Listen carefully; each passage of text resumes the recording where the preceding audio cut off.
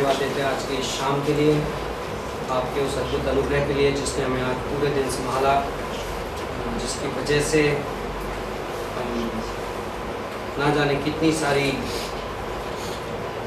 Evil, कितनी सारी दुर्घटनाओं, कितनी सारे गलतियों से बचाए गए।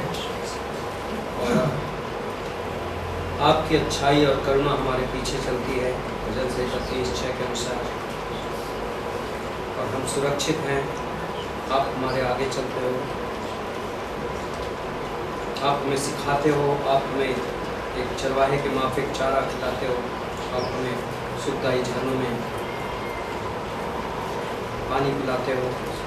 परमेश्वर, हमारी प्रार्थना है कि आज की इस क्लास में पवित्र आत्मा का अभिषेक हो, आप हमारे दिलों से बातें करो, और इतना ही नहीं, हमें वचन की मजबूत चट्टान, मजबूत नींव हमारे अंदर वो नींव स्थापित करो कि हिस्सों को हम और अच्छे से समझ सकें। ये हिस्से हमारी ज़िंदगी में पवित्र आत्मा की ताकत से बहुमूल्य पत्थरों के जैसे बन सकें। ये हमारी प्रार्थना है प्रभु यीशु मसीह के नाम से मांगते हैं। ओके, सो आज की क्लास में आपका स्वागत है। फॉर्मेलिटीज़ मैं कम करूंगा, लेकिन हमारे बीच में एक ब्रदर हैं, उनका स्वागत करेंगे। ब्रदर अमर, आपका स्वागत है। Let's welcome. विजय जी के फ्रेंड हैं, right? They are most welcome. You are welcome to come again and again. Okay, so हम रोमियो की किताब में 13वें अध्याय में हैं। यदि आपको ध्यान हो तो मैं पिछले क्लास में मैंने रोमियो का 1 से लेकर 12 तक की आउटलाइन की थी, तो इस बार मैं आउटलाइन नहीं कर रहा हूँ, बट मैं राइट अवे रोमियो के 13वें अध्याय में जंप इन कर रहा हूँ। बट इमीडिएट कॉन्टेक्स्ट स्थापित करने के लिए रोमियो के 12वें अध्याय में पॉल की सब्जेक्ट पे एंटर कर जाता है। कोई बताएगा मुझे? कोई thoughts? Worship, okay, gift of holy spirit. Context क्या है? Yes, present your body as a living sacrifice. Okay. मैंने एक विषय दिया था, रोमियो से 12 से 16 कंप्लीटली एक पर्टिकुलर सब्जेक्ट को पॉल, बॉडी लाइफ। ओके, यीशु मसीह के कलीसिया में जीवन, देह का जीवन, बॉडी लाइफ, लाइक एक क्रिश्चियन जिंदगी कैसे जी जाती है, पॉल ये दिखा रहा है, तस्वीर दिखा रहा है। ओके, पॉल ने ये बता दिया रोमन्स 4:5 में पहले पॉल ने ये बता दिया कि उद्धार कैसे मिला, राइट? 6, 7, 8 में पॉल ने ये बता दिया कि आत्मिक जीवन जिया कैसे जाता है। ओके, कौन सी पावर क्या है हमारे आत्मिक जीवन के पीछे? कौन है वो पावर? पवित्र आत्मा, राइट? एंड देन पॉल 9, 10, 11 में पॉल ने कुछ विरोधाभास रिजॉल्व किए रिगार्डिंग इजराइल के उद्धार के बारे में, परमेश्वर की सर्वोच्चता और इंसान की इच्छा शक्ति के बारे में। रोमन्स 12 में पॉल एंटर करता है कि बिलीवर एक चर्च में कैसे लाइफ जीता है। ओके, बिलीवर की लाइफ जो चर्च में किस तरीके की होती है, और उसको हमने एक थियोलॉजिकल टर्म आपको दिया, बॉडी लाइफ। ओके, प्रभु यीशु मसीह के कलीसिया को बाइबल में एक देह के तौर पर प्रेजेंट किया गया, एक शरीर के तौर पे, राइट? और हम उस शरीर के अंग हैं बाइबल के अनुसार, और प्रत्येक अंग का उस शरीर के फायदे के लिए हर अंग का योगदान है। सो कलीसिया में एक विश्वासी का जीवन कैसा हो, पॉल उसे डिस्कस कर रहा है। और रोमियो के 12 का फर्स्ट पार्ट उसके बारे में। फर्स्ट पार्ट क्या था रोमियो के 12 का? गिफ्ट्स, स्पिरिचुअल गिफ्ट, आत्मिक वरदान। आत्मिक वरदान क्या क्या दिए गए हैं? 7 आत्मिक वरदानों का जिक्र है रोमियो के 12 में, और हमने आपको करीब 19-20 आत्मिक वरदानों की लिस्ट दी थी, उनका ब्रीफ एक्सप्लेनेशन दिया था, बाइबल के 4-5 हिस्से बताए थे जहां से कि उन आत्मिक वरदानों के बारे में आप पूरा पढ़ सकते हैं। ओके, तो रोमियो के 12 के सेकेंड हिस्से में पॉल क्या बताता है? उन आत्मिक वरदानों को इस्तेमाल करने के लिए जरूरी चीजें क्या है, राइट? सो हमने आपको ध्यान है, गिफ्ट ऑफ द स्पिरिट को यूज करने के लिए आपको किस चीज की जरूरत है? फ्रूट ऑफ द स्पिरिट की जरूरत है। ओके, पवित्र आत्मा के वरदानों को इस्तेमाल करने के लिए पवित्र आत्मा के फल लगेंगे। और पवित्र आत्मा के फल क्या है? कहाँ पे दिया गया बाइबल में पवित्र आत्मा का फल? गलातियों का 5:22-24। पवित्र आत्मा का फल है प्रेम, और उसके बाद आनंद, उसके बाद शांति और धीरज, सहनशीलता, अच्छाई, राइट, विश्वास योग्यता, संयम, राइट। सो और वहां पे मेन फल क्या है पता है? पवित्र आत्मा का फल है प्रेम, राइट। सो आप रोमियो के 12 के सेकंड हिस्से में पॉल को देखते हैं, पॉल प्रेम की बात करता है। सो मैं रोमियो का 13:1-3 पहला कुरिन्थियों का 13:1-3 वही बात कहता है वापस से। यदि मेरे पास बहुत अच्छी भाषाएं हों लेकिन मेरे पास प्रेम ना हो तो मैं झनझनाती झांझ बन जाऊंगा और ठनठनाता पीतल बन जाऊंगा, राइट। सो मैं अपनी देह को जलने को दे दूं लेकिन प्रेम ना हो तो सब व्यर्थ है। सो प्रेम के बिना, पवित्र आत्मा के फल के बिना, पवित्र आत्मा के वरदान किसी काम के नहीं। ओके, नाउ अब हम रोमन चैप्टर 13 में घुस रहे हैं, एक और एस्पेक्ट। सो हम रोमन्स 13-16 कवर करेंगे। आज हमारी एंडिंग क्लास है रोमियो की, एंड देन हम कुलूसियों की किताब का आपको इंट्रोडक्शन देंगे, परिचय कराएंगे। बट ये 3 मेजर सब्जेक्ट्स हम कवर करेंगे रोमियो के 13, 14, 15, 16 से। तो 13वां अध्याय, पहली पंक्ति, हर एक व्यक्ति शासकीय अधिकारियों के अधीन रहे, क्योंकि कोई अधिकार ऐसा नहीं जो परमेश्वर की ओर से ना हो, और जो अधिकार हैं वे परमेश्वर के ठहराए हुए हैं। इसलिए जो कोई अधिकार का विरोध करता है वह परमेश्वर की विधि का सामना करता है, और सामना करने वाले दंड पाएंगे।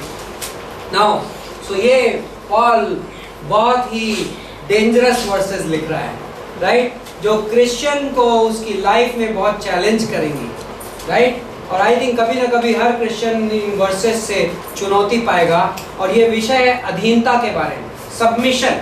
Okay, submit to the authorities, right. So अधीनता क्या होता है? तो आज हम डॉक्ट्रिन ऑफ सबमिशन पहले पढ़ेंगे, अधीनता का विषय। नाउ परमेश्वर अधीनता को क्यों इतना, ना यहाँ पे कॉन्टेक्स्ट देखिए। पहली चीज, कई बार जब लोग अधीनता नहीं देख कर पाते, किसी को सबमिट नहीं कर पाते, तो लोगों के पास एक्सक्यूजेस होती है, राइट। टिपिकल एक्सक्यूज ये है कि मेरे ऊपर वाला पर्सन जिसके मेरा अधीन हूँ वो खुद गॉडली नहीं है।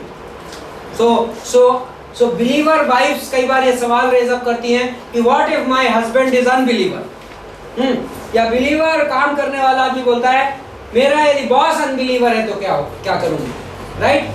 या मेरे चर्च में जो लीडरशिप है बड़ी करप्ट है तो मैं क्या करूं। डिफरेंट क्वेश्चंस अराइज करते हैं। बट यहाँ पर गॉड क्या बोल रहा है? और यहाँ पे माइंड यू, पॉल किसको लिख रहा है?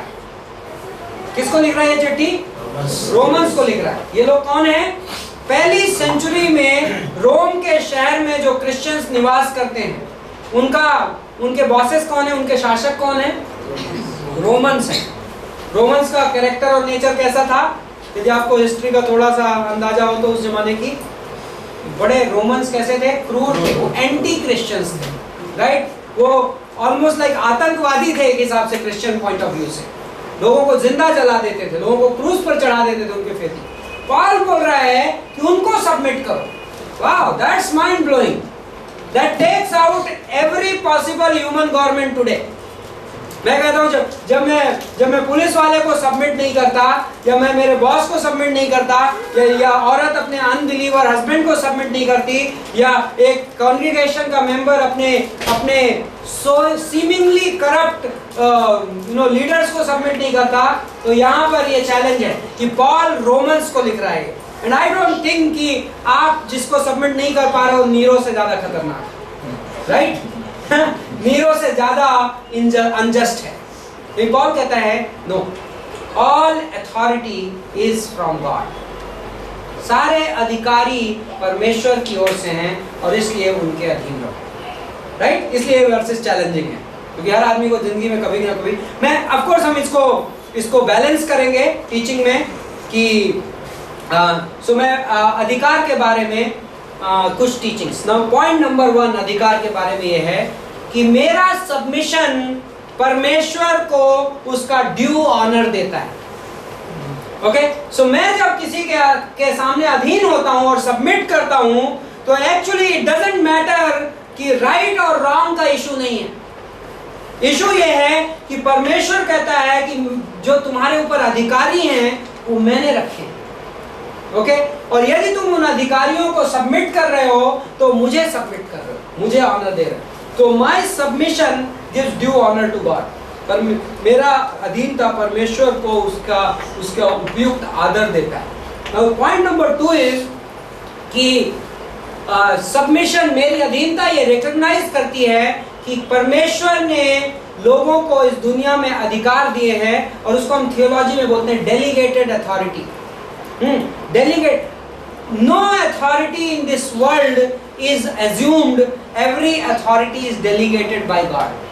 ओके कोई भी अधिकार खुद से लिया गया नहीं है, हर अधिकार परमेश्वर की ओर से। ना कई बार कहेगा अरे परमेश्वर अन्यायी को कैसे अधिकार दे सकता है? परमेश्वर अपनी सर्वोच्चता में किसी को भी दे सकता है, और परमेश्वर क्या कर रहा है हमें नहीं पता है, लेकिन इस सीजन में, इस समय यदि मैं वहां पर हूं तो ये मेरी जिम्मेदारी है कि मैं अधीन रहूं। यदि मैं इंडिया का सिटीजन हूं तो मैं इंडियन कॉन्स्टिट्यूशन को सबमिटेड हूं, इररिस्पेक्टिव ऑफ व्हाट। आप डिफाइन कर सकते हो। हाँ, now second part. Now question ये है, ये वर्सेस इतनी रेडिकल हैं कि हमें इसका रीजन समझना चाहिए। तो कई बार आदमी रीजन नहीं समझ, ऐसा कैसे हो सकता है कि गॉड मुझे अनजस्ट आदमी को भी सबमिट करने को कह दे? उसके पीछे कारण क्या है?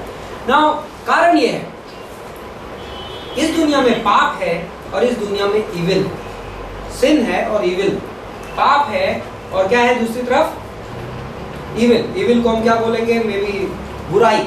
ओके नाउ पाप का भुगतान यीशु मसीह ने सूली पे कर दिया, राइट? लेकिन इविल का भुगतान यीशु मसीह ने सूली पर नहीं किया। ओके जब इंसान पाप करता है तो इंसान परमेश्वर की पवित्रता को वायलेट करता है। Okay sin violates the holiness of God, but rebellion violates the authority of God. बगावत परमेश्वर के अधिकार का उल्लंघन करता है। दोनों में बहुत फर्क है। परमेश्वर सिन को क्षमा करने को तैयार है क्योंकि उसके पुत्र ने सूली पर जान देकर अब हमारे सारे पाप अपने ऊपर ले लिए, लेकिन परमेश्वर अपने अधिकार का उल्लंघन बर्दाश्त नहीं कर सकता, क्योंकि परमेश्वर इस दुनिया का सबसे बड़ा अधिकारी है, और परमेश्वर इस दुनिया का राजा है, और परमेश्वर सर्वोच्च है, और परमेश्वर की सर्वोच्चता को चैलेंज नहीं किया जा सकता इस दुनिया में। एक आदमी ने चैलेंज किया, कौन था? Lucifer, right? लूसीफर ने, बाइबल बताता है लूसीफर स्वर्गदूतों का चीफ स्वर्गदूत था, और बड़ी हाई पोजीशन में था बाइबल में। यदि आप उसके बारे में पढ़ना चाहें तो इज़ीकियल का 28वां अध्याय, यशायाह का 14वां अध्याय, इन दोनों में परमेश्वर ने भविष्यवक्ता के द्वारा लूसीफर की कंडीशन बताई जब लूसीफर स्वर्ग में था। और व्यवस्था प्रकाशित वाक्य के 13वें अध्याय में भी एक सांकेतिक भाषा में वर्णन है। और लूसीफर ने बगावत की स्वर्ग में, और 1/3 स्वर्गदूतों को उसने अपने साथ परमेश्वर के खिलाफ भड़काया, और उसकी वजह से लूसीफर स्वर्ग से निकाल दिया गया, राइट? वो फर्स्ट रिबेलियन था इस दुनिया में, first person going out of his covering and refusing to submit. अधीन होने से मना किया उसने। मैं अपने आप को महामहिम के तुल्य कर दूंगा, right? I am not ready to submit to God.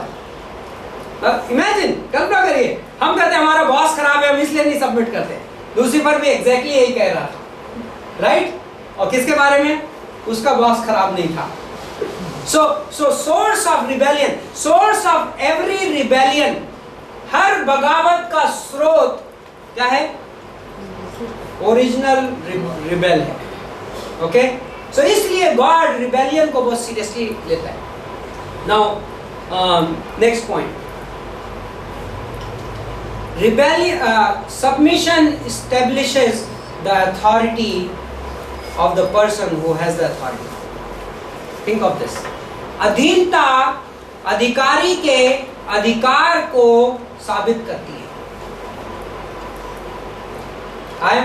मेरे पास अथॉरिटी है, आप मेरे अंडर में हो, लेकिन यदि आप मुझे सबमिट ना करो तो मेरी अथॉरिटी यूजलेस हो गई। Isn't it? पास्टर शाला अक्सर एग्जांपल देते हैं इसका। वो कहते हैं मान लो मेरे बेटे की एक साइकिल है, और मैं मेरे बेटे को कहता हूँ साइकिल को गैरेज के अंदर रख, और बोलता है, बेटा बोलता है ओके, एंड वो जाता है और साइकिल को गैरेज के अंदर में नहीं रखता। बाप के तौर पर और मकान के मुखिया के तौर पर उस साइकिल पर मेरी अथॉरिटी है, लेकिन साइकिल पर मेरी अथॉरिटी उस हद तक लिमिट हो जाती है यदि बेटा मुझे सबमिट करने को तैयार ना हो। सो बेटे ने यदि मुझे सबमिट नहीं किया तो मेरी साइकिल पर जो अथॉरिटी है वो लिमिट हो गई। This is exactly what is happening in this universe. इस दुनिया का सर्वोच्च महामहिम परमेश्वर इस दुनिया का नायक है, मुखिया है, राजा है, बट परमेश्वर ने इस दुनिया में अथॉरिटी को डेलीगेट किया है, अधिकार को दूसरों के हाथ में दिया है, और फिर उनके नीचे और अधिकारी दिए हैं, और अधिकार ट्रांसफर होता है। Authority gets transferred in this world, God's authority gets transferred in this world through delegated authority. Okay, God है, एंजल्स हैं, गॉड ने फिर एडम रखा और एडम को कहा कि तुम राज्य करो।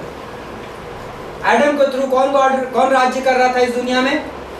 गॉड स्वयं, राइट। जिस दिन एडम ने वायलेट कर दी अथॉरिटी, उस दिन गॉड का बन गया इस दुनिया का गॉड। कौन इस दुनिया का ईश्वर बन गया? दूसरा कुरिन्थियों के 4:4 में शैतान इस दुनिया का ईश्वर कैसे बन गया?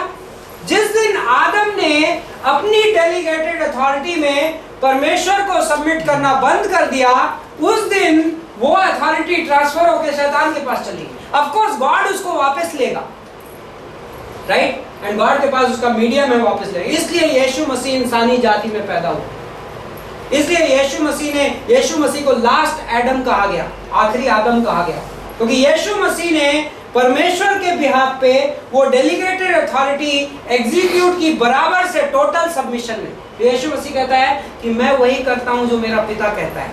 इसका क्या मतलब? कि मैं टोटली सबमिटेड, राइट। तो यीशु मसीह के द्वारा परमेश्वर का अधिकार कंप्लीटली फुलफिल हुआ, एस्टेब्लिश हुआ। ओके, नाउ जब बिलीवर अपनी डेलीगेटेड अथॉरिटी को सबमिट नहीं करता तो क्या होता है? गॉड की अथॉरिटी कहीं पे जाके वायलेट हो जाती है, चेन कहीं पे जाके टूट जाती है। सो पहला इशू मैं एस्टेब्लिश कर रहा हूं, इशू राइट एंड रॉन्ग का नहीं है। क्वेश्चन ये उठता है कई बार बिलीवर, मैं यहाँ पे बैलेंस कर देता हूँ, कई बार बिलीवर ये सवाल पूछता है, पास्टर यदि मुझे हर रॉन्ग अथॉरिटी के नीचे सबमिट होना होगा तब तो इस दुनिया में सब रॉन्ग होता रहेगा। ऑफ कोर्स उसके दो बैलेंसेस हैं।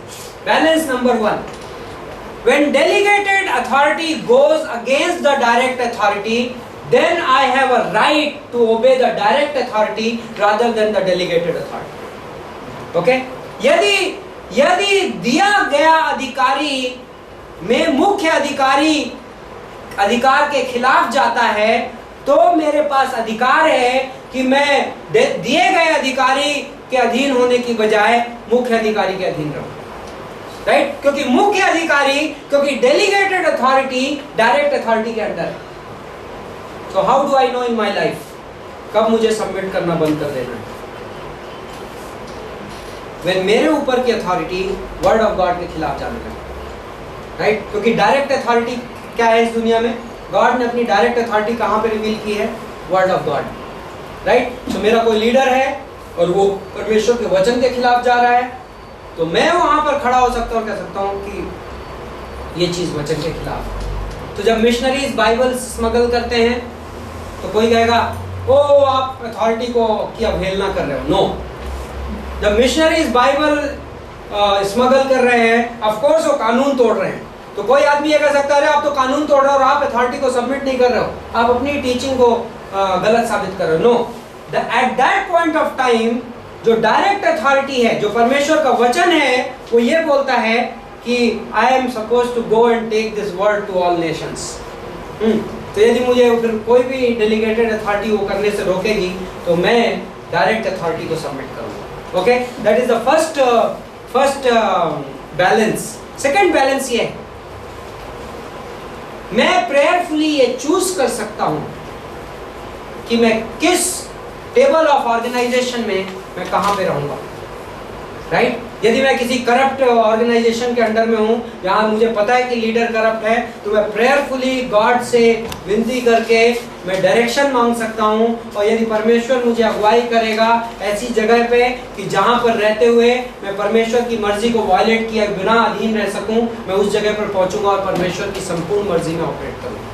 राइट? सो अथॉरिटी चूज करने का अधिकार परमेश्वर की मर्जी में परमेश्वर ने मुझे दिया है, लेकिन एक बार मैं अथॉरिटी के अंदर हूं तो मुझे अधीन रहने का आज्ञा दिया। Okay, next one, submission is an evidence of holy spirit filling in Ephesians 5:19। अधीनता पवित्र आत्मा की परिपूर्णता का एक सबूत है इफिसियों के 5:19 के अनुसार। Very rarely teach God, right? यदि आपने इफिसियों का 5:18 और 19 पढ़ा हो, पवित्र आत्मा से परिपूर्ण रहो और अपने मन में गीत बनाते रहो और परमेश्वर की आराधना करते रहो, और उसके साथ में पता है क्या लिखा है? और आपस में एक दूसरे के अधीन रहो। Right? And that part is totally skipped sometimes from the teaching of the feeling of the Holi spirit. क्यों? क्योंकि वो फ्लैश को बहुत तकलीफ देता है। राइट? बट अधीनता पवित्र आत्मा की परिपूर्णता का एक बहुत अद्भुत प्रैक्टिकल सबूत है। जो आदमी अपनी अथॉरिटीज के अधीन नहीं रह सकता, वो आदमी पवित्र आत्मा से फुलफिल्ड नहीं है। Okay, next one.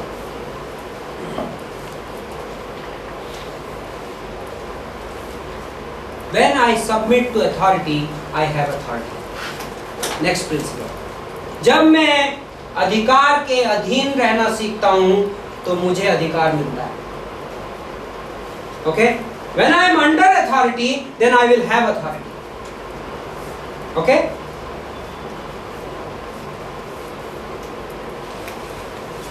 Last part. हम इस वर्ल्ड में रह रहे हैं जिसमें सबको पोजीशन चाहिए, राइट? Position conscious. कई बार Christianity can be position conscious. मुझे पास्टर बनना है, मुझे टीचर बनना है, मुझे लीडर बनना है, but that is a misunderstanding of authority. Right? Jesus Christ के पास एक माँ आई अपने 2 बेटों का केस लेके कि तुम्हारे राज्य में मेरे बेटों को अपने सबसे नजदीक की पोजीशन दे देना। Right? Position consciousness. But what is the purpose of the authority? Purpose of the authority is investment and love. प्रेम और इन्वेस्टमेंट को क्या बोलेंगे? जो भी, राइट? निवेश, प्रेम और निवेश। Okay, so these were some of the thoughts. तो ये रोमन 13 में। नाउ एक हेल्दी लोकल असेंबली में submission is never a problem. Okay, जहां पर कलीसिया देह का जीवन अनुभव कर रहा है, वहां पर अधीन होने में कोई इशू नहीं। इनफैक्ट ये मॉडल ऐसा भी नहीं है कैसे ओके लोकल चर्च में पास्टर है और पास्टर सबसे ऊपर है एंड देन उसके बाद लीडर्स हैं, उसके बाद कॉन्ग्रीगेशन है। एक्चुअली नहीं है। एक्चुअली पास्टर को भी सबमिशन रिक्वायर्ड है। राइट? सो हम वो नेक्स्ट सेमेस्टर में जब हम पास्टोरल एपिसोड्स करेंगे तो हम पूरा चर्च ऑर्गेनाइजेशन का देखेंगे। बट एल्डर्स जो प्राचीन वर्ड है, राइट, वो उसका हिस्सा है।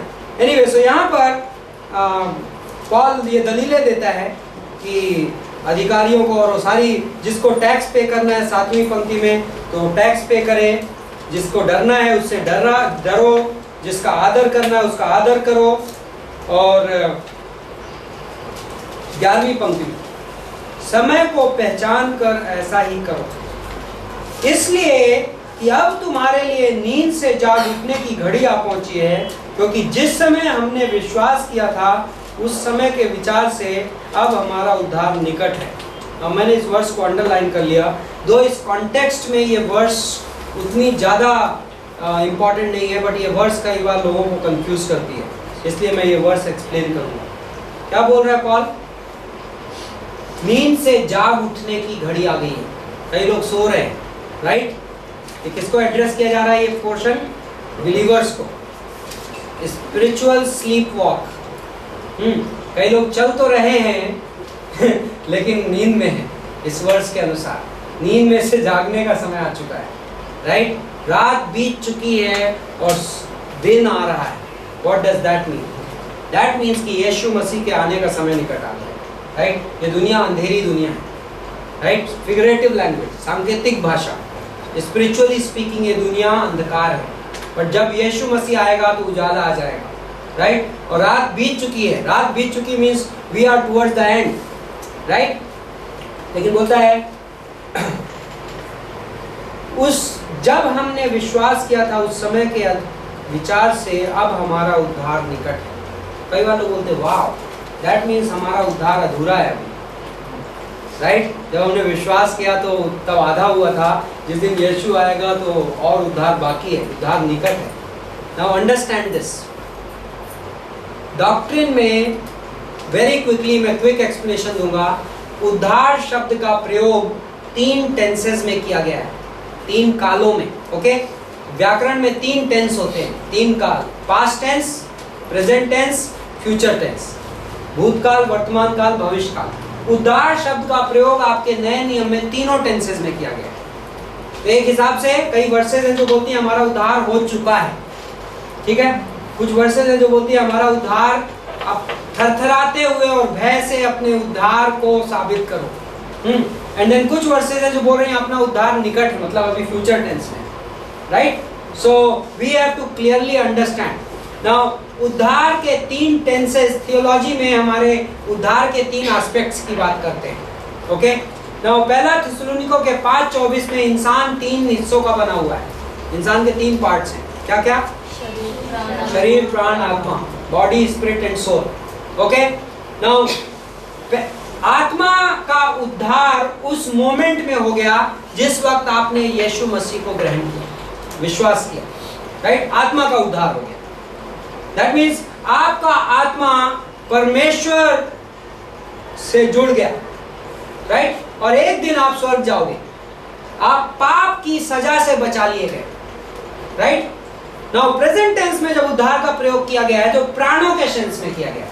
नाउ प्राण, नाउ थोड़ी सी साइकोलॉजी यहाँ पे मैंने शायद दिया भी है पास में।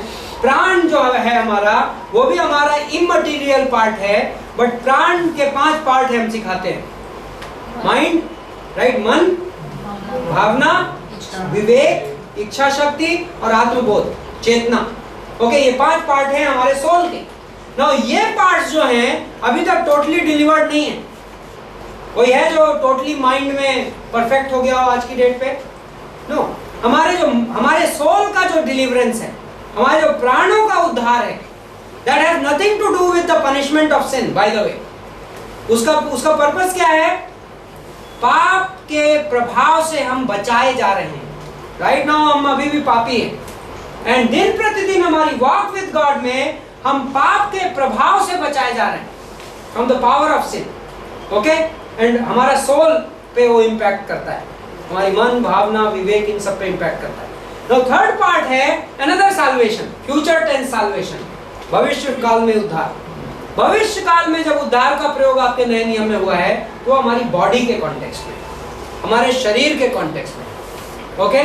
हमारा शरीर बचाया नहीं जा रहा है, हमारा शरीर एक्चुअली नेगेटिव डायरेक्शन में जा रहा है, राइट? बट एक दिन आने वाला है जब ये हमारा शरीर टोटली डिलीवर्ड हो जाएगा, राइट? पहला कुरिन्थियों का 15वां अध्याय, पहला थिस्सलुनीकों का 4:13 से 17, ये मरणशील अमरता को पहन लेगा, राइट? ये नाश होने वाला नहीं नष्ट होएगा ये शरीर। हम एक पलक, भाइयों में तुम्हें एक रहस्य की बात बताता हूं, हम पलक झपकते ही बदल दिए जाएंगे, राइट? रैप्चर के दिन जब यीशु मसीह आएगा, उस दिन हमारा शरीर, आज आप चाहे कितने भी विल पावर वाले हो जाइए, आपका शरीर कमजोर शरीर, राइट? लेकिन जिस दिन रैप्चर होगा और जिस दिन विश्वासी को परमेश्वर महिमा वाला शरीर दे देगा, उस दिन इस शरीर में बीमारियां नहीं होंगी, उस दिन ये शरीर में लालसाएं नहीं आएंगी, उस दिन आपके पास एक पापी शरीर नहीं होगा, राइट? उस दिन आपका शरीर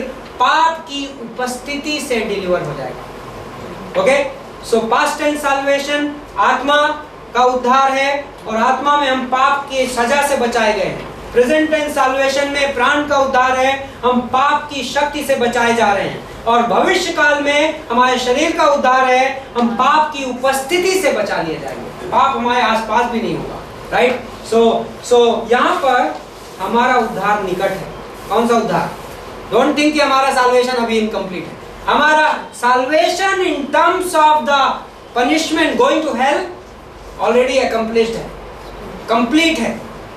लेकिन salvation in terms of this body from presence of sin, of course not. या तो मौत आनी पड़ेगी उसके लिए, नहीं तो रैप्चर आना पड़ेगा, दो ही कंडीशन, राइट? सो एनीवे, तो हमारा साल्वेशन निकट है। रात बीत गई है, दिन निकलने पर। Now chapter 14, so this was the main thought, chapter 13 का, okay? Submission. So submit when it hurts, okay? Submit when it hurts. जब तकलीफ हो रही होगी तब भी अधीन हो, right? Don't think कि जब तक मेरा let's say मेरा लीडर मेरे से मीठा मीठा है तब तक अधीनता तो अनबिलीवर भी कर लेगा।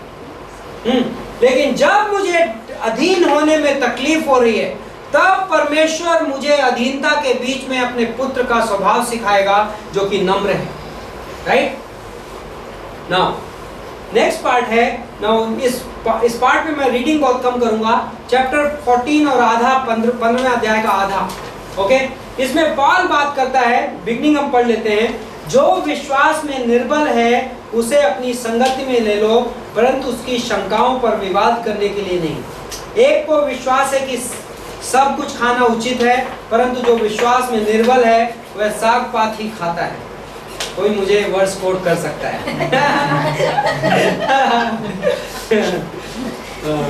बट ध्यान दीजिए, I am a vegetarian, some people, but I eat eggs. Just as an exception.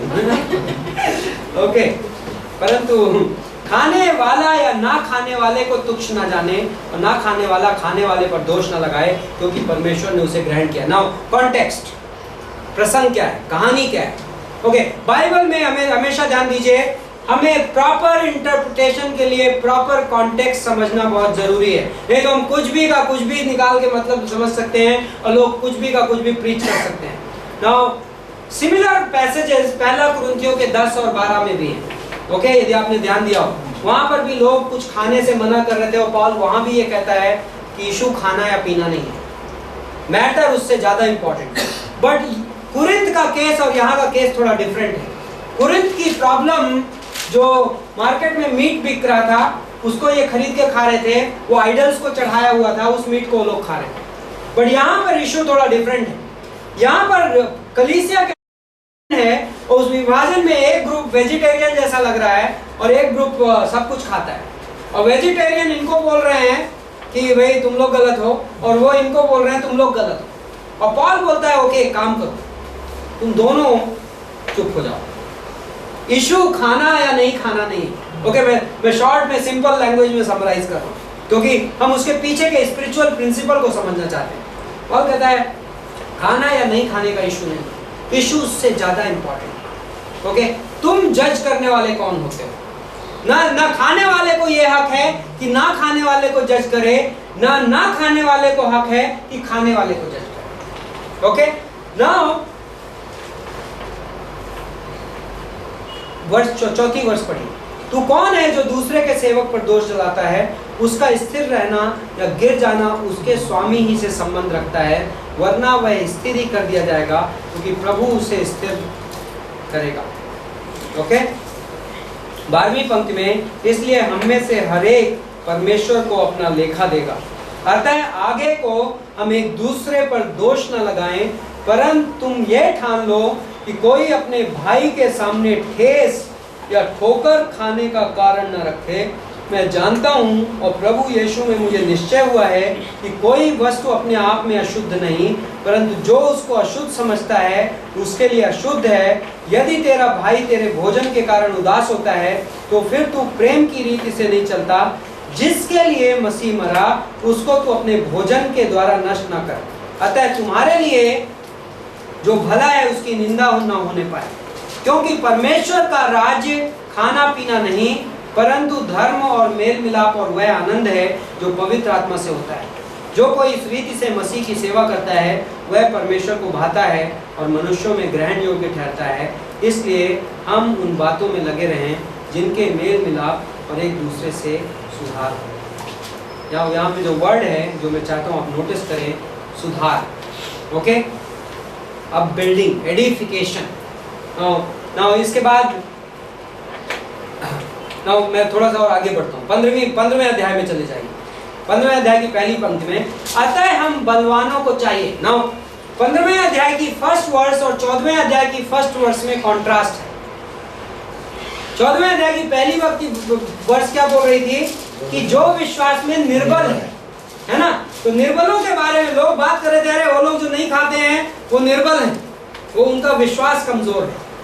तो 15वीं पंक्ति में 15वें अध्याय में पॉल एड्रेस करता है, तो हम बलवानों को ये चाहिए कि आप उनको निर्बल बोल रहे हैं ना, हम बलवान हैं, तो बलवानों की जिम्मेदारी है, हम बलवानों को चाहिए कि निर्बलों की निर्बलता को सहें, ना कि अपने आप को प्रसन्न करें। हम में से हर एक अपने पड़ोसी को उसकी भलाई के लिए प्रसन्न करे कि उसकी उन्नति हो।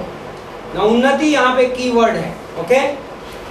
क्योंकि मसीह ने अपने आप को प्रसन्न नहीं किया, पर ऐसा लिखा है कि तेरे निंदकों की निंदा मुझ पर आ पड़ी।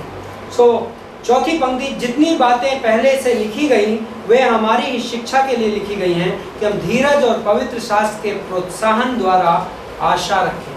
सो दिस वर्ड एडिफिकेशन, आत्मिक उन्नति।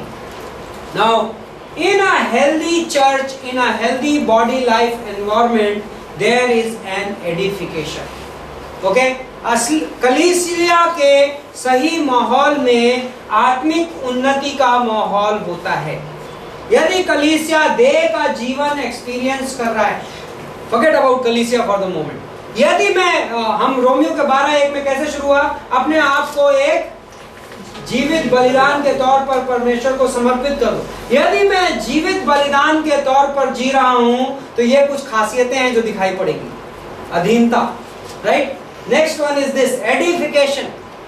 मैं एडिफायर बन सकता हूं, मैं लोगों को आत्मिक उन्नति लाने का काम कर सकता हूं। इस दुनिया में दो टाइप के क्रिश्चियंस हो सकते हैं।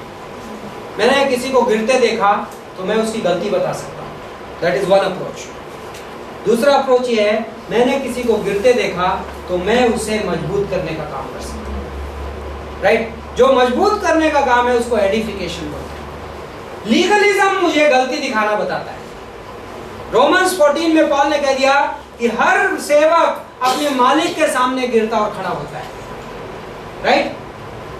आपकी कोई जिम्मेदारी नहीं कि आप उस पर दोष निकालिए और उसकी गलती निकालिए। आप यदि कुछ करना, यदि आप वाकई में बलवान हैं, यदि आप कहते हो मैं ज्यादा स्पिरिचुअल हूं, गलेशियंस 6:1, गलातियों का 6वां अध्याय खोलिए एंड सी दैट वर्स। गलातियों की किताब 6वां अध्याय। ऑसम। कई लोग अपने आप को स्पिरिचुअल समझते हैं, राइट। तो ये उनके लिए, हे भाइयों, स्पिरिचुअल होने में कोई प्रॉब्लम नहीं, बहुत अद्भुत चीज है। परमेश्वर चाहता है कि हम आत्मिक हो, राइट। हे भाइयों, गलातियों का 6वां अध्याय पहली पंक्ति, गलेशियंस चैप्टर 6 वर्स 1। हे भाइयों, यदि कोई मनुष्य किसी अपराध में पकड़ा भी जाए तो तुम जो आत्मिक हो, okay, you who are spiritual, नम्रता के साथ ऐसे को संभालो। क्या करो? तो यदि कोई पाप कर रहा है तो उसको क्या करना है? मुझे संभालना है। So what does that prove? कि कुछ लोग जो दूसरों के, यदि मेरे पास कोई ब्रदर आता है, ब्रदर आपको मैं एक बात बताता हूँ, वो ब्रदर है ना, वो ऐसा करता है, तो what do I conclude? This brother who is telling me is carnal. क्योंकि ये वर्ड्स बोलती है कि he who is spiritual, he will what he will do, वो उसको संभालेगा, वो उसको मजबूत करेगा। This is the word there, कटार्टिजो, ग्रीक लैंग्वेज में कटार्टिजो वर्ड का न्यू टेस्टामेंट में मे बी 4 या 5 टाइम्स इस्तेमाल हुआ है। और ग्रीक लैंग्वेज में कटार्टिजो, यह ध्यान है लूका के 5 में पतरस जाल को क्या कर रहा था? सुलझा रहा था बैठ के। कटार्टिजो ये होता है कि अभी मैंने जाल को यूज किया, जाल में कचरा आ गया, फंस आ गया, तो मैं उसको क्या कर रहा हूँ? वापस सेट बैक कर रहा हूँ, नॉर्मल में ला रहा हूँ, राइट। मैं तोड़ नहीं रहा हूँ, आप जाल को तोड़ नहीं देते। कोई भाई पाप में गिर रहा है तो आप उसको ले जाके ओके चलो इसका कोर्ट मार्शल कर देते हैं स्पिरिचुअली, नहीं, हम क्या करते हैं? सुलझाते हैं। नाउ गलेशियंस 6:1 में जो कटार्टिजो इस्तेमाल है, कटार्टिजो was also a medical term, okay. Medical language में, ग्रीक लैंग्वेज में मेडिकल वर्ड था। जो बोन सेटिंग वाला वर्ड होता है, जो बोन सेटर होता है, वो वर्ड था कैटार्सिस। किसी की बोन अपनी सही जगह से सरक जाती थी तो बोन सेटर वापस लाके उस बोन को क्या करता है, वापस ओरिजिनल जगह पे लाके रखता है। क्रिश्चियन रिस्पॉन्सिबिलिटी ये है कि यदि मेरा कोई भाई गिर जाए तो मैं उसको वापस उठा के उस जगह पे रखूं। लूका का 15वां अध्याय, प्रोडिगल सन स्टोरी, राइट। जब पुत्र पिता के पास वापस लौटा तो पिता ने ये नहीं कहा चलो तुमको आउट हाउस में रख देते हैं और अगले 6 महीने देखेंगे कि तुम सुधरे कि नहीं सुधरे, उसके बाद तुमको घर के अंदर लेंगे, right. Immediate restoration, edification. Now edification word Greek language में ऐसा है, ओइकोडोमियो, ओके। ओइकोडोमियो वर्ड का मतलब ऐसा है, उससे इंग्लिश वर्ड निकला एडिफिस। एडिफिस मींस बिल्डिंग विच राइजेस अबव। एक बिल्डिंग जैसे कुतुब मीनार, राइट, टावर। आप आज की डेट में साउथ बॉम्बे चले जाइए, एक पूरी स्काई लाइन भरी हुई है टावर से, अगली टावर दूसरी टावर से ऊंची बढ़ती जा रही है। That is the word for edification, right. Increase, cause people to increase spiritually, लोगों को आत्मिक रूप से बढ़ने में मदद करो। दैट इज नाउ, जब हम इक्लेसियोलॉजी पढ़ रहे थे, चर्च शास्त्र, कलीसिया शास्त्र, ओके। सो इक्लेसियोलॉजी में आपने पढ़ा होगा, चर्च हैज 2 फंक्शंस, दो काम है कलीसिया के। Anybody knows? Evangelism and edification, evangelism and edification, प्रचार और उन्नति, प्रचार और उन्नति। चर्च के पास और कोई काम नहीं है, बाय द वे, 2 ही काम है। You have to evangelize. Evangelism किसकी ओर टारगेटेड है? अनबिलीवर्स। एंड एडिफिकेशन किसकी ओर टारगेटेड है? Believers. Church has 2 ministries, okay. कलीसिया की 2 सेवकाई हैं, प्रचार अविश्वासी के लिए और आत्मिक उन्नति विश्वासी के लिए, right. Very simple task, is very simple. हम लोग उसको कॉम्प्लिकेट करने में एक्सपर्ट हैं, राइट। हम जाके अनबिलीवर को पैम्पर करते हैं और बिलीवर को नीचे गिराते हैं, राइट, उल्टा। एनीवे, सो एडिफिकेशन इंपॉर्टेंट। बॉडी लाइफ के लिए a healthy church must experience edification. Some points. पहला, how to become an edifying person. कैसे हम आत्मिक उन्नति वाले आदमी हैं? पहला, हम प्रभु में अपने आप को मजबूत करते हैं। So that sounds so selfish. Doctor Stevens ने एक बुक लिखी, Building Up Yourself. अपने आप को मजबूत करना। कहाँ पे है? यहूदा की किताब, पहला अध्याय, एक ही अध्याय यहूदा में, 24वीं वर्ष, right. Is it 24 pastor Binu? Any 20 which verse is this? हाँ, 20, यहूदा का किताब 20वीं पद। पर हे प्रियो, तुम अपने अति पवित्र विश्वास में उन्नति करते हुए और पवित्र आत्मा में प्रार्थना करते हुए अपने आप को परमेश्वर के प्रेम में बनाए रखो। कौन उन्नति कर रहा है? अपने आप को उन्नति करते हुए। First responsibility I have as a believer to build up myself in spiritually. That sounds selfish, but that's the way it is. यदि मैं आत्मिक रूप से सही कंडीशन में नहीं रहूंगा तो मैं किसी और की मदद नहीं कर पाऊंगा। मेरी पहली जिम्मेदारी as a believer before God is to edify myself, okay. पहला शमूएल का 30वां अध्याय, जब दाऊद के सारे दोस्त उसके दुश्मन बन गए और पत्थर लेके उसकी जान लेने को तैयार थे, तो बाइबल कहता है पहला शमूएल 30 में कि तब दाऊद ने अपने आप को प्रभु में मजबूत किया, right. Do you know the verse? पहला शमूएल 30, वी कैन ओपन इट। 30:6, पहला शमूएल 30:6, by faith on Ajay, okay. But you can read the story. दाऊद ने अपने आप को, so first point is we build up ourselves in the Lord. Second point is हमें जो आत्मिक वरदान दिए गए हैं वो देह की उन्नति के लिए दिए गए हैं। So my singing gift is not for to release a very nice album, right. यदि मैं अच्छा गायक हूं तो मेरा आत्मिक वरदान है, end of course releasing an album can be part of it if God lead somebody, लेकिन मेरा आत्मिक वरदान कलीसिया की उन्नति के लिए दिया गया। इफिसियों का 4, 11 और 12। If you want to read that verse very quickly, इफिसियों का 4, 11 और 12। I will read that because that is important. हमें आत्मिक वरदान किसकी उन्नति के लिए दिए गए हैं? कलीसिया की उन्नति के लिए। 11वीं पंक्ति इफिसियों का 4, 11।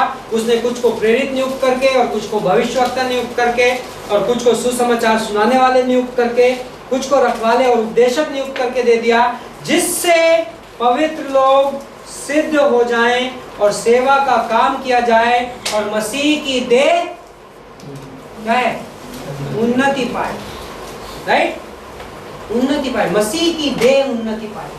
That is the purpose. If I M in ministry, यदि आप कल को प्रभु के सेवक बनो, आप में से सब में भी आप आज प्रभु के सेवक, बट प्रभु के सेवक के रूप में आपका गोल क्या है? Whatever you do, you may be a preacher, you may be a singer, you may be an evangelist, you may be a missionary, anything. Purpose क्या है? Edification of the body. मसीह की देह की उन्नति. Right? That's the purpose. That's the Bible. Okay, next point regarding edification. Edification goes beyond words only. कई बार लोग edification का meaning सोचते हैं अच्छे शब्द बोल दो काम होता है, राइट? मीठा मीठा। इफिसियों का 4:29 शब्दों के बारे में है। ऑफ कोर्स एडिफाइंग वर्ड्स होने चाहिए, हमारे शब्द एडिफाइंग होने चाहिए, हमारे शब्द लोगों को एनकरेज करना चाहिए, हमारे शब्द लोगों को बढ़ाना चाहिए। लेकिन पता है कई बार किसी को अच्छे डॉक्टर को कई बार फोड़े को पहले काटना पड़ता है, राइट? सो सम पीपल थिंक यदि पास्टर ने डांट लगा दी तो एडिफाइंग नहीं था, right? But that's not true. Genuine edification means that I am doing it for your good, right? And sometimes that will be painful. So edification goes beyond words. Galatians 6:1 में वो person जाता है जो पाप कर रहा होता है, उसके पास अकेले में जाता है, नम्रता की भावना से जाता है। लेकिन कई बार उस प्रोसेस में, यदि आपने कभी एक्सपीरियंस किया हो कि भाई पाप कर रहा हो और आप उसके पास सीक्रेट में जा रहे हैं अकेले में ये एड्रेस करने को कि भाई उठने का समय आ गया है, तो कई बार भाई रिबेल करता है। भाई बोलता है तुमको क्या मतलब है, राइट? और आप कहते हो भाई मैं आपके लिए प्रार्थना कर रहा हूँ, right? So it hurts, it causes tension in the relationship, but that is edifying. Chastisement is edifying. मेरा बच्चा यदि बदमाशियां करता है और मैं उसको सोच समझ के प्रेयरफुली डंडे मारता हूँ, तो वो उसके एडिफिकेशन के लिए, राइट? ताड़ना एडिफिकेशन का पार्ट है. नैनो खतरा है. Okay. Now edification means a healthy church grows by itself. A healthy body. By the way, बच्चा पैदा होता है तो किसी को स्ट्रेच कर करके बड़ा करना पड़ता है क्या? नहीं. It grows, right? यदि एक चर्च, okay, read Ephesians 4:14. इफिसियों का 4:14. ओके, 13वीं पंक्ति से पढ़ते हैं. अभी हमने 12वीं पढ़ी थी, देह मसीह की देह उन्नत पाए, जब तक कि हम सब के सब विश्वास और परमेश्वर के पुत्र की पहचान में एक ना हो जाएं और एक सिद्ध मनुष्य ना बन जाएं और मसीह के पूरे डील डॉल तक ना बढ़ जाएं, ताकि हम आगे को बालक ना रहें जो मनुष्यों की ठग विद्या और चतुराई. ओके, वर्स 16, 16वीं पंक्ति. जिससे सारी देह हर एक जोड़ की सहायता से एक साथ मिलकर और एक साथ गठकर उस प्रभाव के कार्य के अनुसार जो हर एक अंग के ठीक ठीक कार्य करने के द्वारा उसमें होता है, अपने आप को बढ़ाती है, उन्नति करती जाए. किसके बारे में बोल रहा है? एनीबॉडी? मसीह की देह के बारे में. मसीह का देह बाइबल में किसको कहा गया है? कलीसिया को. और इसमें क्या बोल रहा है? हर अंग क्या कर रहा है? एडिफिकेशन कर रहा है. हर अंग एडिफिकेशन कर रहा है, आत्मिक उन्नति दे रहा है. What is the result? देह बढ़ रही है, right? A healthy church. Now there can be a season in a church's life span of time कि church is not growing because God is filtering it, God is doing something in it. Fine, that's possible. But eventually यदि कलीसिया प्रभु यीशु मसीह का देह का जीवन अनुभव करेगा तो कलीसिया ग्रो करेगा। That's the only way. Okay, next one, edification involves love. यही वर्स इफिसियों का 4:16। प्रेम love is an integral part of spiritual edification. प्रेम, लव एडिफाइज। ओके, प्रेम उन्नति देता है। Edification can not be out of love. Okay, Romans chapter 16, रोमियो का 16वां अध्याय। Okay, edification principle is over. रोमियो के 16वां अध्याय में पॉल का बेनेडिक्शन है, closing comments, bye bye. Romeo के कलीसिया को पॉल बाय बाय बोल रहा है। एक फैक्ट हमें ध्यान रखना है, पॉल जब ये चिट्ठी लिख रहा है, पॉल कहाँ पे है जब ये चिट्ठी लिख रहा है? किसी को याद है अभी तक? किस शहर में बैठा है पॉल?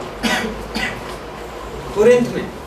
पॉल कुरिन्थ में बैठा है और उसका सबूत ये रोमियो के 16वां अध्याय में है। ओके, मैं तुम्हें फीबे के लिए जो हमारी बहन है और किंक्रिया की कलीसिया की सेविका है विनती करता हूँ कि तुम जैसा कि पवित्र लोगों को चाहिए उसे प्रभु में ग्रहण करो। तो कौन है, किसको ग्रहण करने की बात कर रहा है? फीबे जा रही है यहाँ से, फीबे यहाँ से जा रही। फीबे कहाँ की निवासी है? किंक्रिया। किंक्रिया कौन सी जगह है? कुरिन्थ का ट्विन पोर्ट, क्या बोलते थे, कैनल बोलते ना, खाड़ी के इस तरफ कुरिन्थ था और इस तरफ किंक्रिया था, यदि आप मैप में देखेंगे। ओके, सो ये जो फीबे है ये उस कलीसिया की सदस्य है और कुरिन्थ में पॉल बैठा है और ये चिट्ठी फीबे के हाथ से भेजी जा रही है। ओके, नाउ और जिस बात में उसको आवश्यकता हो उसकी सहायता करो, क्योंकि वह भी बहुतों की वरन मेरी भी उपकार करने वाली है। प्रिस्ला और एक्विला को जो हम मसीह यीशु में मेरे सहकर्मी हैं नमस्कार। उन्होंने मेरे प्राण के लिए अपने ही जीवन को जोखिम में डाल दिया था और केवल मैं नहीं वरना अन्य जातियों की सारी कलीसियां भी उनका धन्यवाद देती है। उस कलीसिया को भी नमस्कार जो उनके घर में है। तो ये एक्विला और प्रिसिला, इनके घर, ये लोग रोम में बैठे हुए हैं, जो कि प्रेरितों के काम 16 में आपको पॉल के साथ कुरिन्थ में दिखे थे, राइट। और ये पति पत्नी रोम में, इनके घर में कलीसिया है, राइट। सो बहुत सारी चीजें आपको पता चलती है इसमें, बट करीब 29 लोगों को पॉल नाम लेकर इस अध्याय में नमस्कार करता है, राइट। यदि आप काउंटिंग करेंगे मे भी 29, 28 इतने लोग, 29 लोगों को पॉल नाम लेकर नमस्कार कर रहा है इस चिट्ठी में। और पता है क्या है, पॉल अब तक रोम गया नहीं। तो कई बार क्वेश्चन उठता है कि पॉल को ये 29 लोग, ये टेलीफोन कॉल वाला जमाना नहीं है बाय द वे, ओके। तो मोबाइल आजकल जेब में रहता है, अपन खड़ा कॉल लगा दिए, राइट। ये वो जमाना है कि चिट्ठियां पहुंचने में 2 महीने लगते थे। So how did Paul know these people?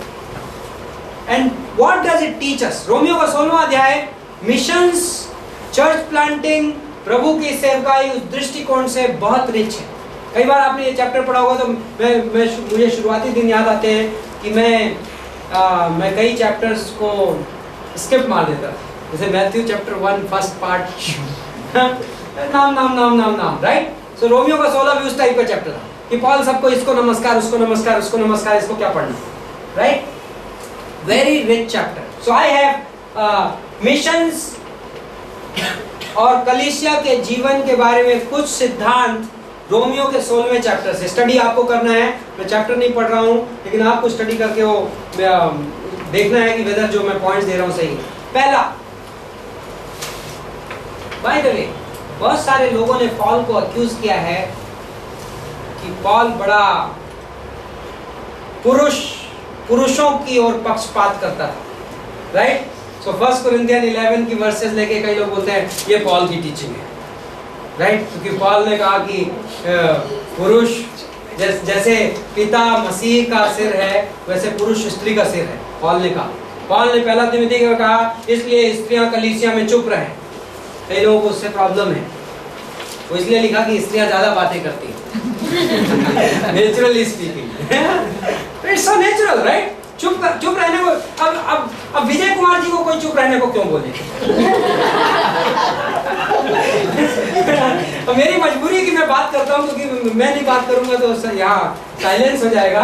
लेकिन रियली में टिपिकली दैट्स ट्रू। तो पॉल उस ट्रेंड को रोक रहा है, इसलिए ऑर्डर दे रहा है। लेकिन उससे पॉल को आपको नाराज होने की जरूरत नहीं है, क्योंकि यहाँ पर एक पैसेज है जिसमें आप देखेंगे कि पॉल नाम से 10-11 लेडीज को नमस्कार करता है।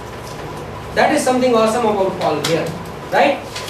Paul is not a masochist. What do you call it? पुरुष, हाँ? पुरुष प्रधान। Paul पुरुष प्रधान मेंटालिटी का नहीं है, मानसिकता का नहीं है, right? Paul is honoring the work of women in the church. Also ये एक और बात पता चलती है इसमें से, Phoebe, Priscilla, right?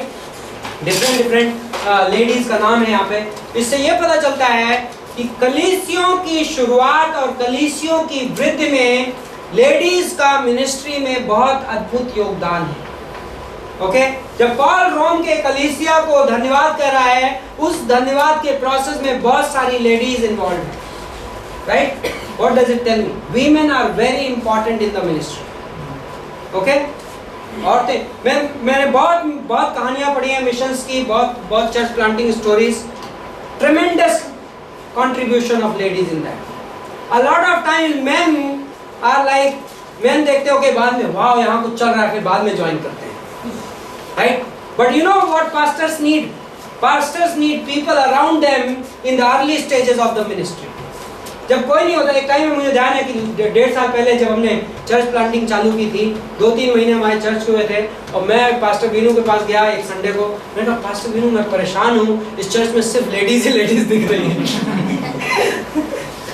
हमने प्रेयर की, गॉड फेथफुल है और परमेश्वर ने मैन लाया।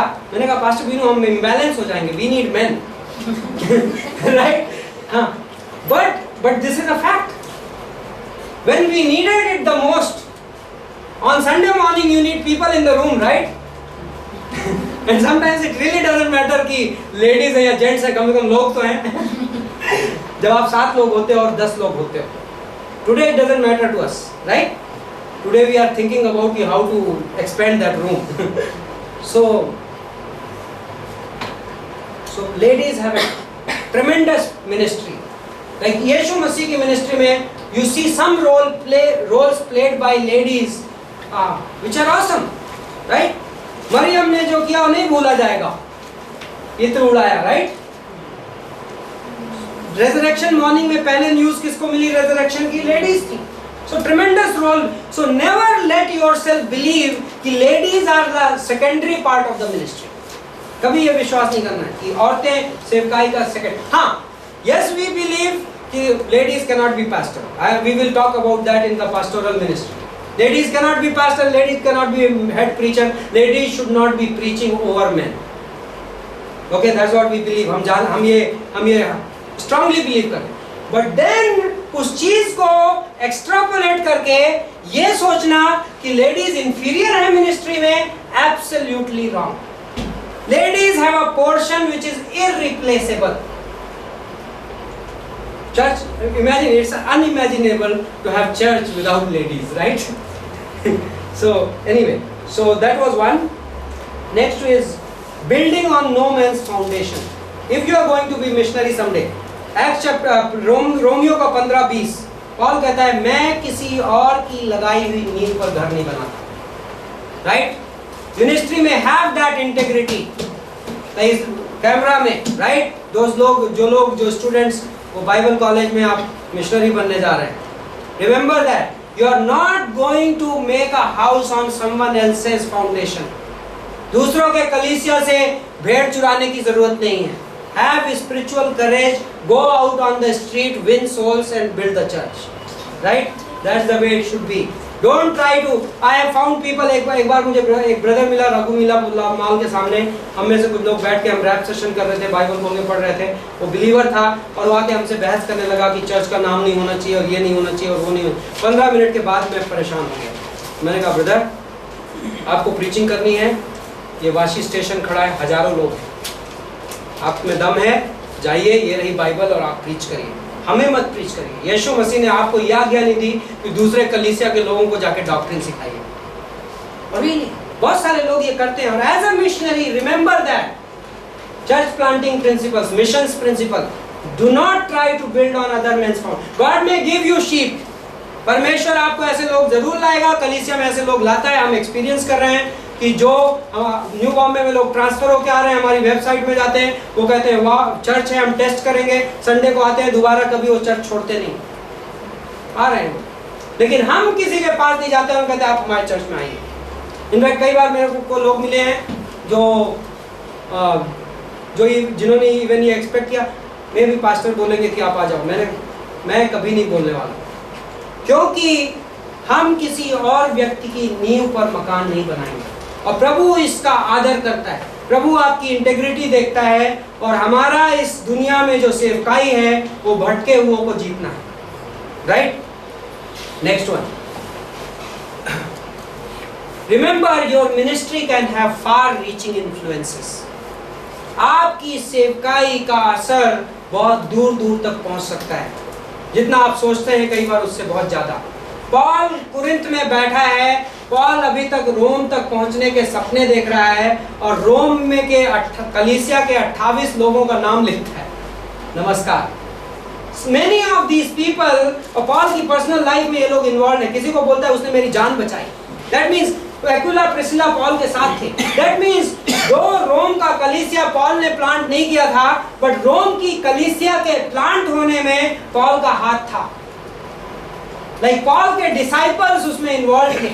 एक्विला और प्रिस्किला के घर में चर्च चल रहा। So never underestimate the potential of your ministry and never have only a local vision. प्रभु के दास के तौर पे यीशु मसीह ने जब मत्ती 28:18 से 20 में वहां आज्ञा दी और कहा कि अपने चेलों को पहले यरूशलेम में जाओ, फिर यहूदा में जाओ, फिर सामरिया में जाओ, फिर दुनिया के कोने कोने तक जाओ। आपको पता है 11 लोग कौन थे बाय प्रोफेशन? मछुआरे, चंदा वसूलने वाले, राइट?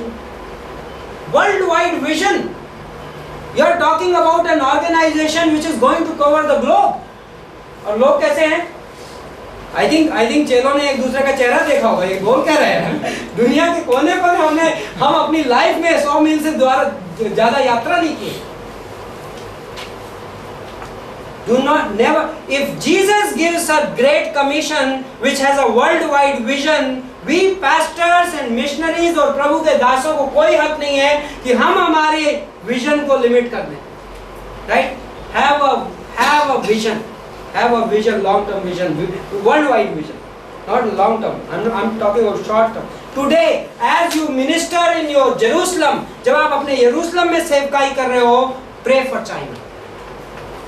Right? Unbelievable. दो हफ्ते पहले हमारे did Rachel come to this Bible college? Anybody knows? Right, she did. Right? हम प्रेयर कर रहे थे 2 महीना पहले हमारे ग्रेटर ग्रेट चर्च चाइना के बारे में। हमने फोटो देखी, हमारे को प्रेयर लिस्ट मिली थी, हम प्रार्थना कर रहे थे और हम बड़े एक्साइटेड थे उनका चेहरा देख के। 2 महीने के बाद परमेश्वर ने एक सिस्टर यहाँ भेज दी और वो वाशी स्टेशन में खड़े होकर हमारे साथ ट्रैक्स बांट रही थी चाइना से, गोंजा। और मैंने अभी कल देखा हमारी वेबसाइट के गूगल में जाके रिपोर्ट में चाइना गोंजाओ से कम 3-4 लोगों ने हमारी इस महीने में हमारी वेबसाइट विजिट की। आपको क्या बहुत फर्क पड़ता है। यू नेवर नो कि कौन से शब्द किसको एडिफाई कर रहे हैं, स्वर्ग में पता चलेगा। Your ministry can have far-reaching effects. Have a covering. Next one. अपने ऊपर हमेशा किसी को रखो, right? रोमियो का 10:13 से 17 पॉल कहता है जब कोई प्रभु का नाम पुकारता है वो उद्धार पाता है। लेकिन प्रभु का नाम कैसे पुकारेगा जब तक विश्वास नहीं करेगा? विश्वास कैसे करेगा जब तक सुनेगा नहीं? सुनेगा कैसे जब तक कोई उसे सुनाएगा नहीं? सुनाएगा कैसे जब तक भेजा न जाए? As a servant of God, you have to be sent. You cannot one fine day say, I'm going. You have to be sent. Right? प्रेरितों के काम, आपको भेजा जाना चाहिए। आप जाते नहीं हो, आप भेजे जाते हो। भेजे जाते के पीछे मतलब क्या है पता है? प्रेरितों के काम 13वें अध्याय में जब पौलुस और बरनबास मिशन फील्ड में निकले तो क्या हुआ? चर्च के एल्डर्स ने हाथ रख के उनके लिए प्रार्थना की और हर बार पॉल अपनी मिशनरी यात्रा से लौट के कहाँ पहुंचता था? Paul the great missionary, right? आपको उस चर्च के एल्डर्स के अब नाम भी नहीं पता होंगे। Paul the great missionary is going back to the church in Antioch. क्यों? They are his covering. वो उनके नीचे सारी जिंदगी अपने आप को उनके नीचे कंसीडर करता था। Okay? And also know who is not your covering. आपको ये पता होना चाहिए कौन आपकी कवरिंग है और कौन आपकी कवरिंग नहीं है, राइट? ये वर्स यहाँ पे है जो कि मैं आपको दिखाना चाहता हूँ। 17वीं पंक्ति, रोमियो का 16वां अध्याय 17वीं पंक्ति। हे भाइयों, मैं तुमसे विनती करता हूँ कि जो लोग उस शिक्षा के विपरीत जो तुमने पाई है फूट डालने का कारण होते हैं, उन्हें ताड़ लिया करो और उनसे दूर रहो। Wow, what a word! Same Paul से जज नॉट, वही पॉल कहता है उनको ताड़ लिया, मार्क देम। इंग्लिश बाइबल बोलता है मार्क देम। ऐसे आपके पास यदि लोगों के नामों का रजिस्टर हो तो 3-4 आदमी का नाम रेड हाइलाइटर से हाइलाइटेड है। That's what it is saying. And this is not unique place. There is a New Testament में इस वर्ष का रिपीटिशन है जो मैं आज आपको नहीं दे रहा हूँ, but there is a principle, there is a doctrine of marking people. You have to know in your life, आपको पता होना चाहिए कि मैं किसके नीचे हूँ आत्मिक रूप से और किसके नीचे मैं नहीं हूँ। Both are equally important. कुछ लोग बोलते हैं साहब, मैंने सुने ये डायलॉग बहुत, पास्टर मैंने उनसे भी काउंसलिंग ले ली, मैंने उनसे भी काउंसलिंग ले ली, मैंने उनसे भी काउंसलिंग ले ली, मैं ऐसे आदमी की कभी काउंसलिंग नहीं करता। Either I am your pastor or somebody else is your pastor, right? Simple. I am not somebody may say आप exclusive. No problem. हम भाई हो सकते हैं, मैं आपका शिक्षक हो सकता हूँ, लेकिन pastor is a pastor and role of pastor is unique in Christian life and समोपदेशक इक्लेसियास्टिस 12:11, इक्लेसियास्टिस 12:11 बोलता है एक चरवाहा, right? Anyway, next one very quickly, honour the other man of God. दूसरे प्रभु के दासों का आदर करो। Doesn't matter, I am nobody, I can be an awesome pastor. मैं अद्भुत प्रभु का दास हूँ, मुझे कोई हक नहीं है कि मैं किसी दूसरे प्रभु के दास की बुराई देखने जाऊँ। मैं उनको सैल्यूट करता हूँ। Thank you for being in the same field, thank you for being in another battalion. हम यदि मिलिट्री में हैं तो हम यहाँ पे खेमा संभाल रहे हैं, आप वहाँ पे खेमा संभाल रहे हो, मुझे कोई इंटरेस्ट नहीं है ये जानने में कि आप अपनी लड़ाई कैसे लड़ रहे हो। I am just saluting you, right? That's the attitude of a man of God. Next one, support your leaders. अपने अगुओं का की मदद करो। बाइबल बार बार एग्जॉर्ट करता है। इब्रानियों का 13:7, इब्रानियों का 13:17, पहला थिस्सलुनीकों का 5:12। ओके, नो योर लीडर्स बोलता है, recognise your leaders, right? Don't think that कि तुम्हारे पास्टर सुपरमैन है या तुम्हारे लीडर सुपरमैन है spiritually speaking. No, everybody is a weak human being used in the plan of God by the grace of God, right? They need you, they need your encouragement. उनको आपके सहारे की जरूरत होती है। Be there, right? Next one, and all this is there. इस Romeo के 16 में ये सारे प्रिंसिपल्स जो मैं बोल रहा हूँ रिफ्लेक्ट होते हैं।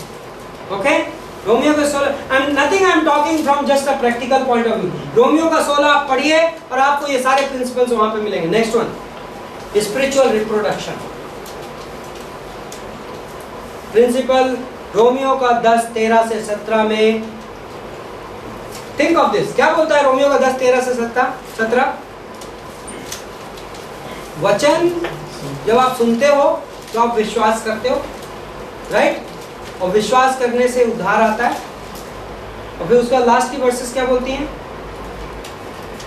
विश्वास सुनने से आता है और सुनना मसीह के वचन से आता है। तो आपको सर्कल नहीं लग रहा है? वचन आता है तो विश्वास आता है, और विश्वास करते हैं तो फिर क्या होता है? हम उद्धार पाते हैं। फिर वचन हमारे नजदीक आता है, word of God is near to you, and then फिर जब वचन नजदीक आता है तो फिर हम वचन सुनाने जाते हैं, फिर हम वचन सुनाते हैं। It seems like a cycle. मैं वचन सुनता हूं तो विश्वास बढ़ता है, और विश्वास करता हूं तो वचन सुना पाता हूं, और cycle. That is called spiritual reproduction. आत्मिक रूप से जो आप होगे वही आप प्रोड्यूस करोगे। Okay, last one.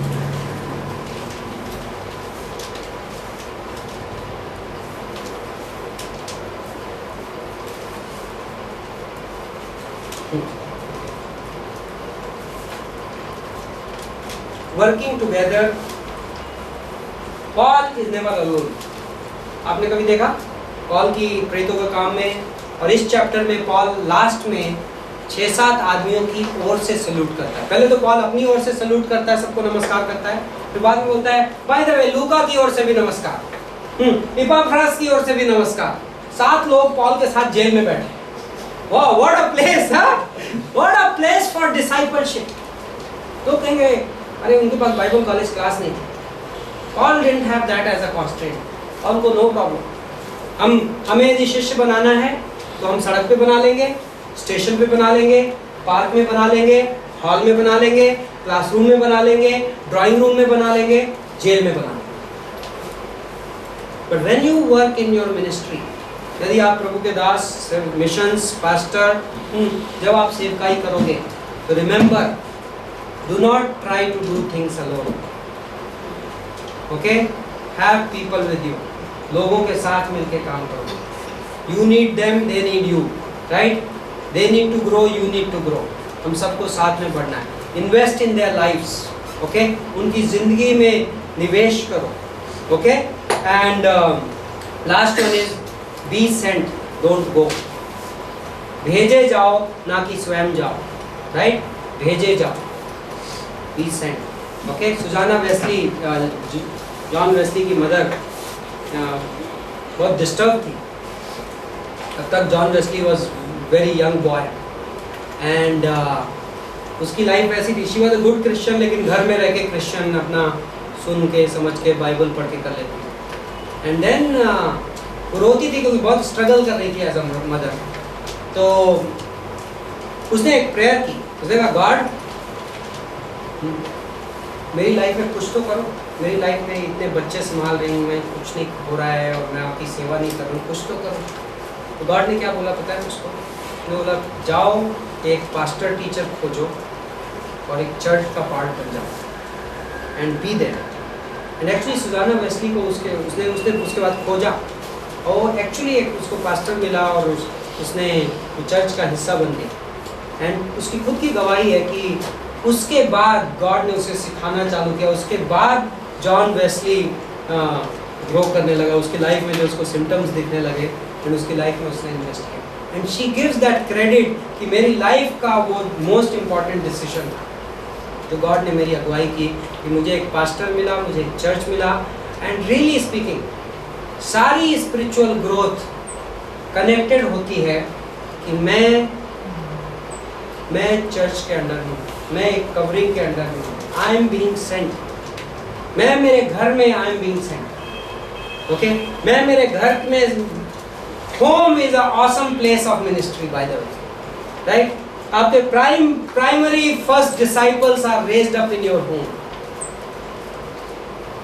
And that happens if I am Saint.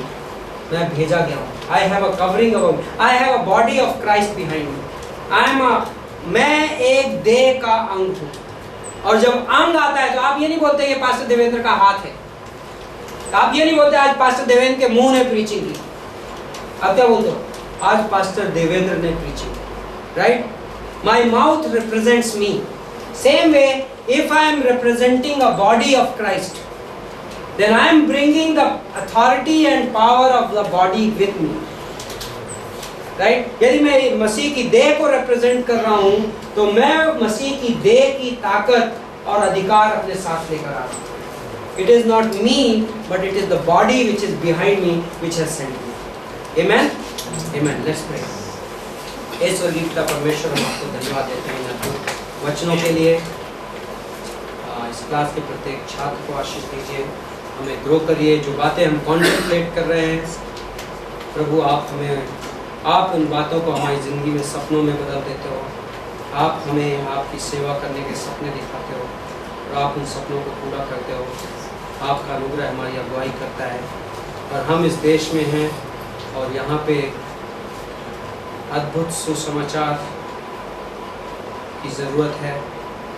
परमेश्वर आप हमें से लोगों को इस्तेमाल करना चाहते हो, प्रभु हमें तैयार करो आपके वचन के अनुसार कि हम इस लड़ाई में जीतने वाले सिपाही, फल पैदा करने वाले किसान बन सके। प्रभु यीशु मसीह के नाम से मांगते हैं। अगले